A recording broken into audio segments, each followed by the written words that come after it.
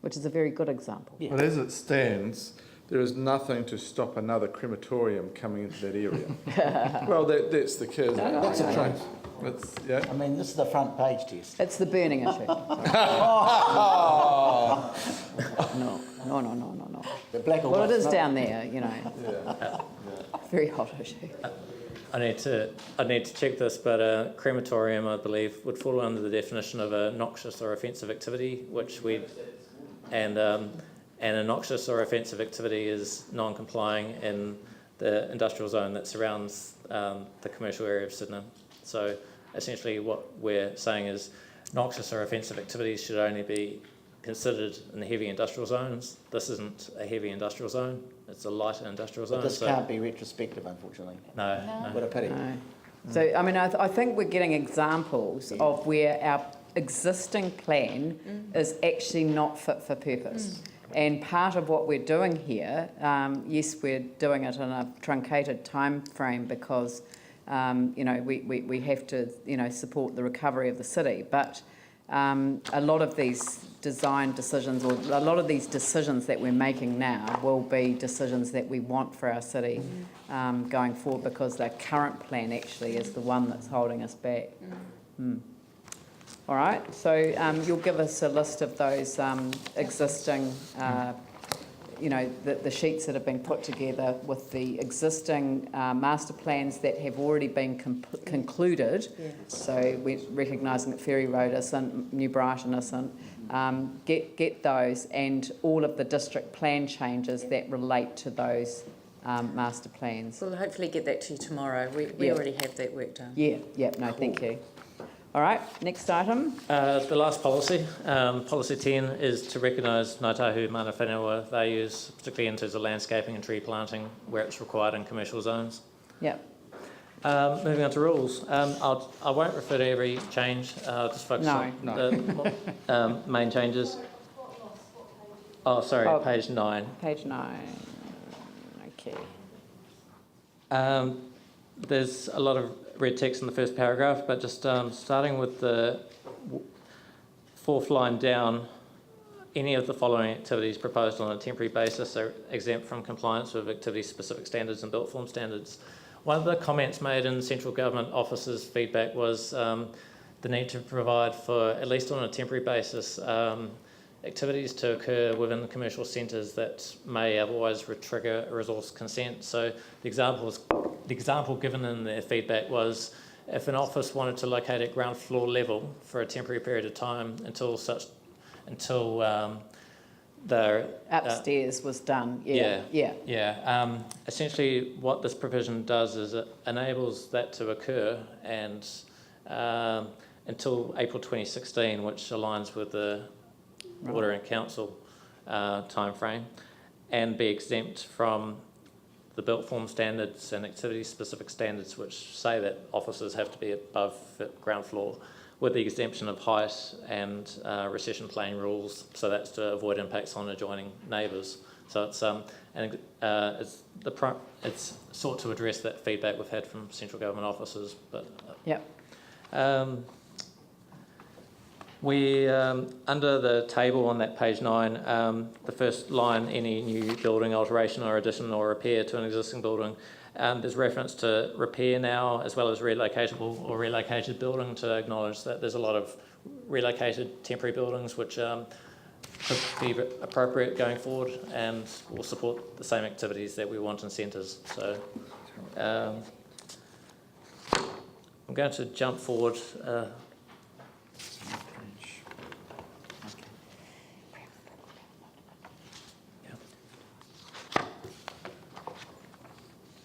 If I take you to page 12, under restricted discretionary activities 15.2.2.3, we've introduced a clause that a consent required for a design assessment need not be notified, and so that's to avoid unnecessary costs of having a notified resource consent application in a hearing which would otherwise arise for a development that's triggered an assessment purely of design. Now there could be other rules that are triggered, like height, for instance, which would potentially be notified if there's potential for adverse impacts on adjoining neighbours, but if a consent's only triggering a design assessment, then we don't believe it should be subject to that wider input. Yep. Paul? Can't see it here, but I just want to make sure there was some talk in the blueprint, and I know it's actually outside our jurisdiction, but it's down here as a neighbourhood centre. Maximum tenancy sizes of 450 metres in a neighbourhood centre. Now, Sorry, what page are you on? on page 9, a Whitcoulls is generally more than 450. Why have you gone backwards? We're trying to move on. That's trying to be on, but I'm just coming back to that because it is important. Okay. A Whitcoulls is generally more than 450 metres, so that would preclude a business like that in a neighbourhood centre. Is that what you're saying? It's that threshold is to avoid larger retailers from going into smaller centres, not necessarily small on the face of it, Church Corner, Maryvale, Bishopdale, is to avoid a dominance of larger stores with bigger footprints, which displaces the potential for a greater range of shops, but also ensures that the larger scale, the larger footprint stores go into the bigger centres in the central city. But that's as a permitted activity. They can still locate there, but they would require a consent, and they'd have to get that consent first. Even in a large neighbourhood centre. Quicksilver's in your, it's not Whitcoulls, but another outfit in those are some of the things that are holding New Brighton together. So, you're saying? A lot of the stores,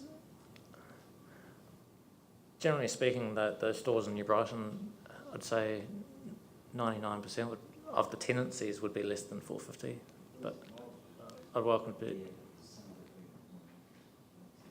I'm sorry, I don't know what 450 square metres looks like. It's not very big.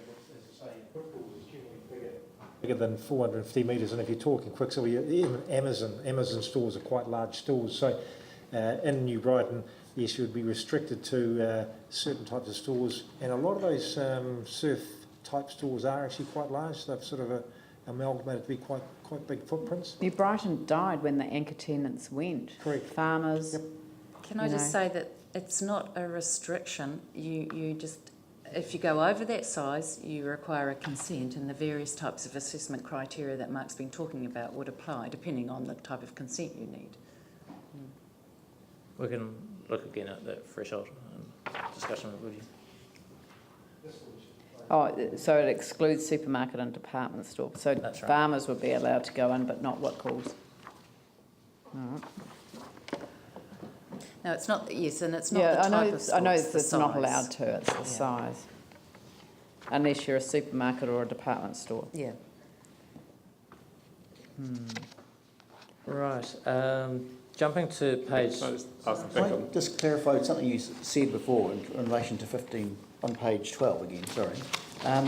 Do I understand you that for example, what that means is that things like design of buildings in the front of the street, in fact, there's no opportunity for objection to that by way of, for example, requiring it to be publicly notified? That's right.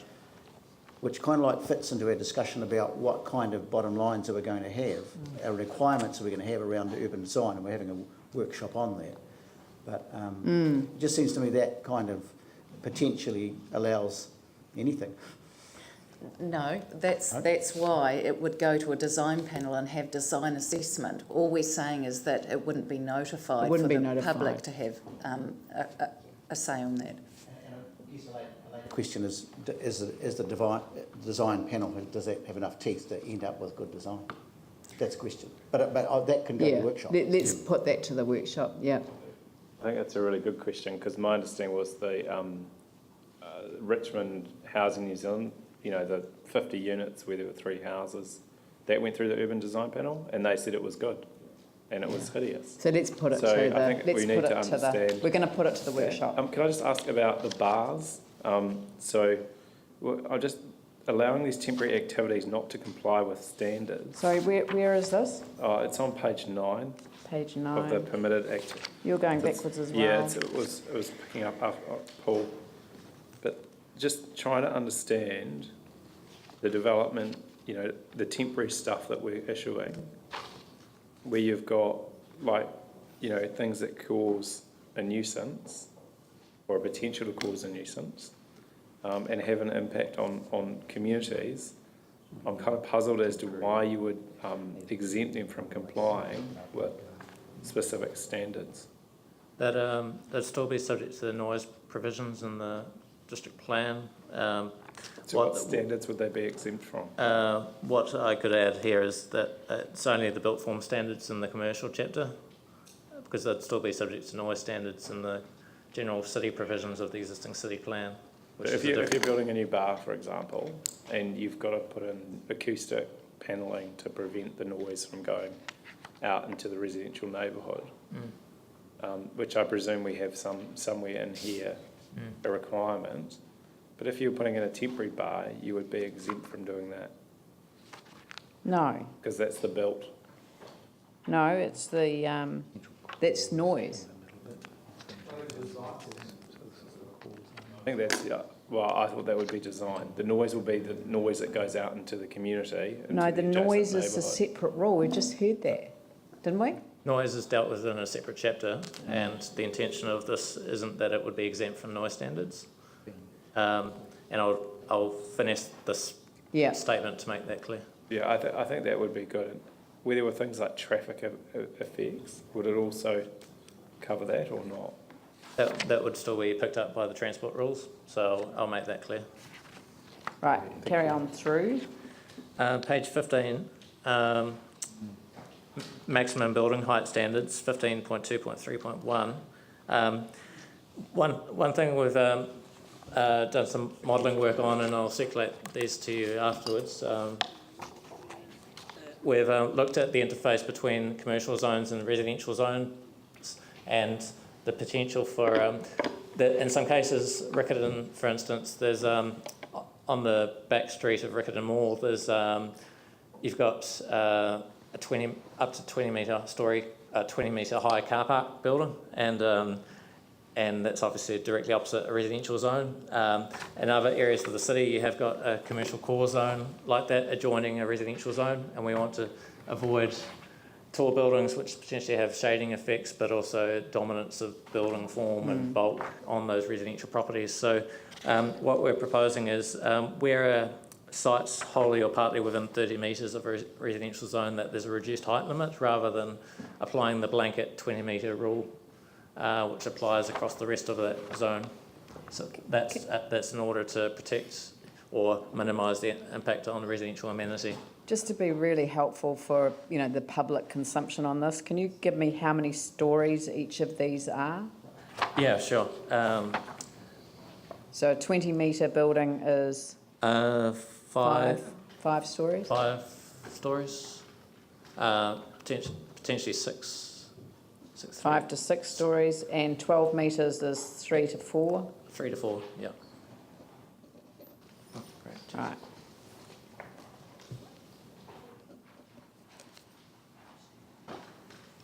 So what Josie Schroeder, who's a principal advisor of urban design, is handing around is some modelling that's been undertaken showing the interface between, now it shows in shading the potential heights that buildings could go up to. I need to wait till everyone's got it. Yeah, sorry. Thanks. Great. So you're saying that within 30 metres of residential, you've got to be at that 3 to 4 stories, and then on the site you can go back further from 30 metres at 5 to 6 stories. That's right. Yeah. Yep. And so the visual illustration just circulated shows the impacts of 20 metres relative to the residential properties. So the purple is the commercial, the red is the residential, and as you can see on the right hand side, 20 metre height limits up at stands out like a sore farm relative to the residential zone, which is the red, and stepping that back is difficult to see, but even 12 metres with 30 metres step, with a 20 metre height limit step back still stands out, but the bottom image on the right hand side shows that if that's articulated, so if there's breakup in how that looks with windows and so minimum glazing and a good design, it can integrate better with the surroundings. So a combination of height limits, design assessment and other controls to avoid shading and impacts on outlook, we can better manage that interface between residential and commercial zones. Yeah. I'll leave those images for you for now. Page 16 of the chapter.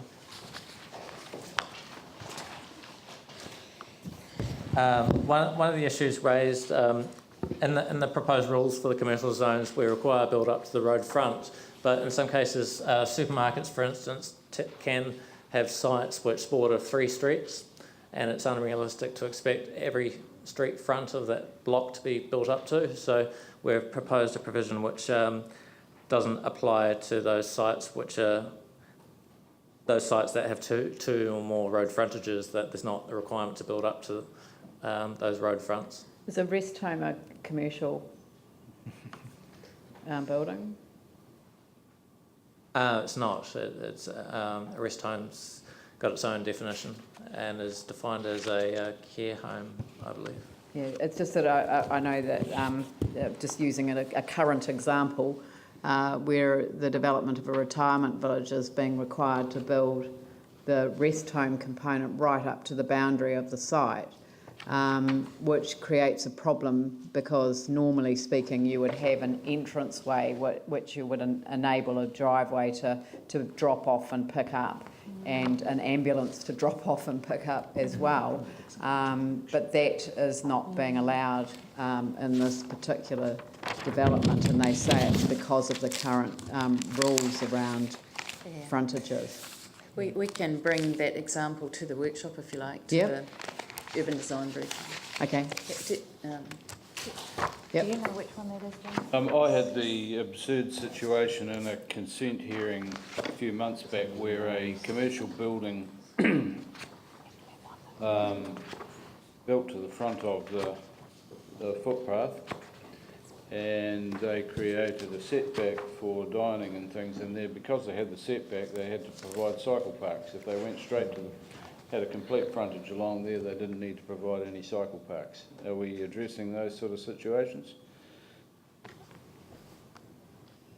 David Faulkner, my colleague, knows the situation and could potentially comment on it. It's in the Central City Plan, isn't it? It is. So yeah, we obviously can't change the Central City or the CCRP, but for the district plan, we are looking at changing that to the reason was that if obviously if the building's built right up to the road frontage, there's no space for cycle parking outside the front. So that's why it was that exception was put in place, that if it's built up to the road frontage, you didn't need to put cycle parking in.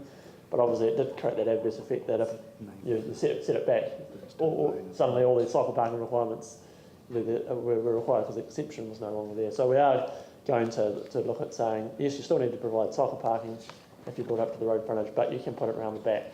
So it's not more onerous to build up to the road frontage.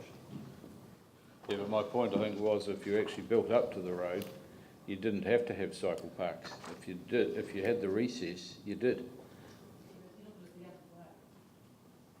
Yeah. So we've removed that exception and You said have, you good. still need to provide cycle parking, but it can be around the back if you build up to the road frontage.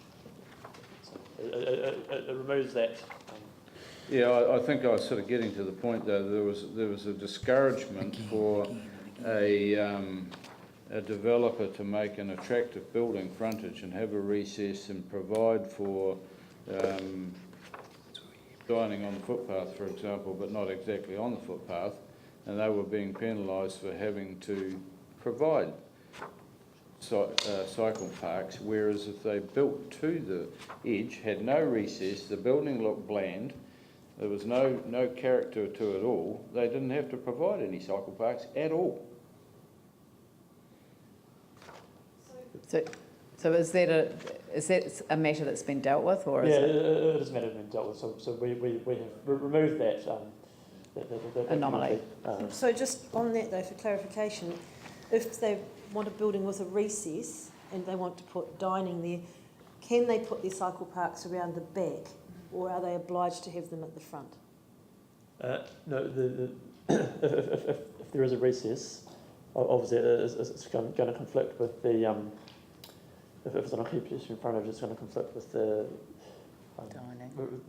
requirements to build up to the road frontage. So I'll let Mark to talk about that, because the rules require it to be built up to the road frontage. Yeah. The transport chapter is coming to you after lunch. Yeah, but Well, is it? Yeah. Because I mean, this is the consequence of requiring everything to be built to the pedestrian walkway, isn't it? So. Do you want to talk about that? Yeah, the requirements in the commercial chapter are very much buildings have to be up to the street front. So, in doing so, any provision for cycle parking would need to be to the rear. There was no provision whatsoever for cycle parks. If you built to the total footprint of the section and built your frontage right up to the thing, you did not have to provide any cycle parks whatsoever. No, but I'm saying if you had some flair in your design and you recess part of your building to allow for outdoor dining or whatever, and make this is the issue. Yeah. You're not going to allow we're not going to allow in the district plan anyone to recess their buildings on a pedestrian site, so that they will have to build to the footpath. That they can do, but they need to go through the consent process, and the assessment of design will necessitate a consent, so we can assess that non-compliance in conjunction with that. But that to me is the sort of the irony of wanting some decent design in the city rather than just a bland frontage of everything. But then you actually force people into a consent, and you start having to talk about cycle parks and all sorts of other things, when all we're trying to do is get some sort of decent design. I don't think cycle parks is the issue. Cycle parks are a requirement, and we can talk about that with the transport plan, but I would like to invite Josie just to respond to you as to why a consent is necessary in that situation. Yeah, so just in terms of what we are looking at is trying to get some continuity of the street frontage, partly because that helps with things like pedestrian flows and traffic. There is the requirement in terms of if you do want to recess to go through a consent process, that's true. But what there is also in there is within the assessment matters, there's recognition that those spaces that provide for, public amenity, like dining or seating or that sort of thing, are valuable, and so it actually balances out through the assessment matters. So there's some indication that that's something that we're looking for positively in the right location if it's designed well. Partly where we don't want to get to, the sort of situation we don't want to get to that we've had in the past are places like Victoria Street, where there's been quite a bit of allowance for setbacks, but what you've ended up with is a lot of dead space that's not actually being utilised. So we want to be able to have a bit more consideration about how that space might be used and how it actually contributes to the whole of the pedestrian environment. Yeah, but what we're going to end up with is a set of recommendations coming back from central government. They will have been given exactly the same example I've been given, and the person's all the way through the whole process until right at the very end, redesign your entire plan for your entire retirement village, because you can no longer have something out the front. And I know we're going to use that as an example in the workshop, but to find out at the last minute, this is what gives the council a bad name and gives the district plan a bad name.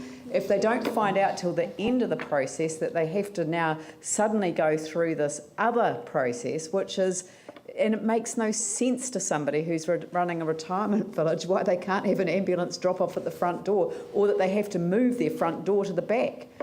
Could I just speak to that in terms of that particular consent process? Because I was involved in that one, or I am still involved in that one. And this is probably what we should go through a bit more in our urban design seminar next week. In terms of that, they were actually given indication right at the pre-application stage, not that they have to build the whole building to the frontage or anything along those sorts of lines, but the pre-app notes are really clear about the different sort of layouts that they could have a look at, and even bringing part of the building forward. So in terms of last minute, I'd have to say that right through the process, they were given an indication of where there may be issues that arise, and at all stages, the applicant, the owner, was involved in those meetings. So it's something that's probably something we can go through a bit more next week, but it isn't something that's just popped out of nowhere. So, but the truth is that there are different rules that apply to a retirement village being built today than would have applied to every retirement village being built in the city before. No, in terms of that particular... I haven't seen a single retirement village where you don't drive up through a round bit at the front. And the issue is not that they drive up to the frontage. The issue with that particular retirement village is the extent of car parking and roading and a number of other elements that are right across the frontage on what is a very large block within a density B zone. So part of it is about the context and the character of the area, and it's not about saying, because we've actually said to them, no, we want your entranceway to be visible and clear and people can drive up to it. That's not the issue. There are a number of other issues, and it's not as simple as sort of saying it's one thing or another thing. It's a combination of things that have been called into case for this one. All right. Well, we'll see. So we can talk through it further. And I think my issue really, I think it sort of comes down to the fact that we have this rule where we want to build to the footpath edge. It doesn't allow for a bit of variation in building design, but also I think when we have that rule and someone then decides, well, we'd like to step back, it opens up so many other things that they've got to comply with the minute they step back off that frontage. And that to me is an impediment to sort of getting some good outcomes. And I use the cycle path parking bit, but there are other, the minute you come back off that footpath, there are a number of other things that also start to rear up as well. And I think we're actually doing ourselves a bit of a disfavour in some respects in being absolute that the primary focus shall be to the footpath, because the minute we step back from it, there are all sorts of other things that we have to comply with. I think the issues that you raise are good issues for this briefing or seminar, whatever you like to call it, that you'll be having for an hour to an hour and a half, and it might even take a bit longer on urban design. And as a whole, you certainly need to be clear about what you want in your plan or not regards urban design, and also at which level, you know, whether it be guidance, material, standards or assessment criteria. These are exactly the issues. Yep. So we're going to have to break, because it's just getting, it's beyond 1 o'clock now. So how much longer do you think this chapter? I've got 3 more points on the rules. Well, can you run through the 3 more points, and I won't take any questions just while they run through the 3 points, and then we'll see whether we've got questions that we'd like to ask afterwards. Yeah, sure. Yep. Page 38. Yep. North Hallswell, the new key activity centre we're proposing, there's special height limits introduced. Rather than 20 metres of height, 20 metre tall buildings being provided for in that centre. We're promoting a lower rise scale of development to reflect its context. There's landscape considerations with the Port Hills, but there's also, being a new residential community around it, we need to look at greater integration between commercial development and residential, and because it's a blank sheet, we can look at these things more carefully and in a comprehensive way. So special height limits provided for there.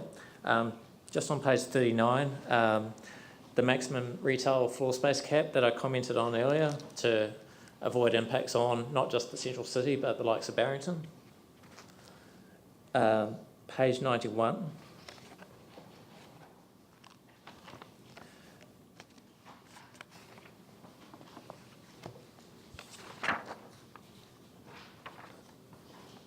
Yep.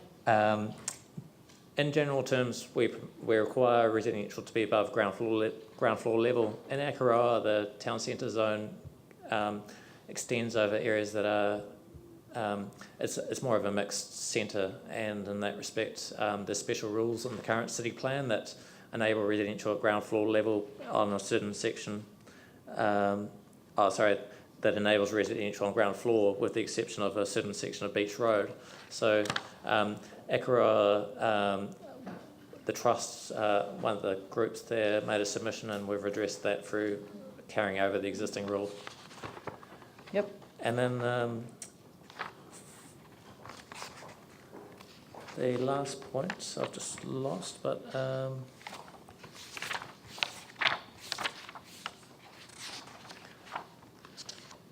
that could be it.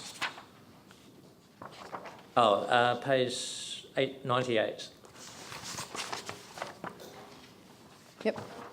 Building in Littleton, there's special building heights we've introduced for the south side of London Street to avoid shading of buildings on properties to the south of that, which in the master plan it promotes laneways running through the block between Norwich Quay and London Street, and the creation of public spaces through there. And one of the means of avoiding excessive shading of buildings on the south side of London Street on those properties fronting Norwich Quay is to limit the height. So that's what that provision is about there. And the recession plane requirements, which controls sunlight and access to sunlight, we've also restricted those on the north side of London Street to ensure that London Street itself has a lot of daylight and is a public space that's utilised as much as it is now for markets without being overshadowed. So that's the extent of the points I wanted to make. Okay, so can I just get an indication from councillors about who's got questions that they want to ask on this chapter? All right, I'll take Tim and Andrew, and then we'll break for lunch. Two very quick ones. One is the heights with regards to the North Hallsville. Will that be also put on the redevelopment of the Hallsville Township supermarket, or is that pre-existing? The existing Horswell supermarket site, we're retaining the current height limits that apply there of 12 metres. The special height limits that apply to the North Horswell centre, because it's a new centre and we're looking to achieve integration with the adjoining residential community, it's about having special provisions for that which don't apply to other centres. Thank you. And the second one quickly, just on page 39, you're saying the 4 area, 50,000, approximately Barrington Street, Barrington Mall, is that right? The limit of 20,000 is to avoid impacts on Barrington, rather than being the same site. Barrington's currently got in the order of 12,000 square metres. Andrew? Thank you. One question and one point, if I can. P14 on page 91, the point you made about the Akaroa provision for residential to be on the ground floor in the commercial area, is that a new provision, or does that reflect exactly what's already in the Banks Peninsula District Plan? Sorry, that reflects exactly what's in the Banks Peninsula. So no change from the status quo? There's no change from the status quo, but it's a change from the draft, which removes that exception. Yes, now that's good. And then looking at the Littleton Style and Design Guidelines, on page 149, point 5.3, Norwich Quay is a wider single-sided street. It would be really good if we could put either mostly or mainly in there, because of course in line with one of the other things that we picked up earlier about the south side of Norwich Quay, a part of Norwich Quay isn't single-sided. That junction with Oxford Street is anything but single-sided. Thank you. Thank you. All right, so when we come back at 2 o'clock, we will go on to the transport chapter. And are we going to deal with the industrial chapter as well? Will we? You've told Mark to go home, Yeah, but he no, no, says he's so- feeling better. If you have time, happy to do that, but we also have a whole nother day, as I said before, so we Yeah, could do okay. that on All right, on so the we'll 14th, hold that one 17th. over. So we'll just deal with the transport chapter when we get Fine. back. And thank you very much, Mark. We appreciate your energy despite your state of health, and hope that...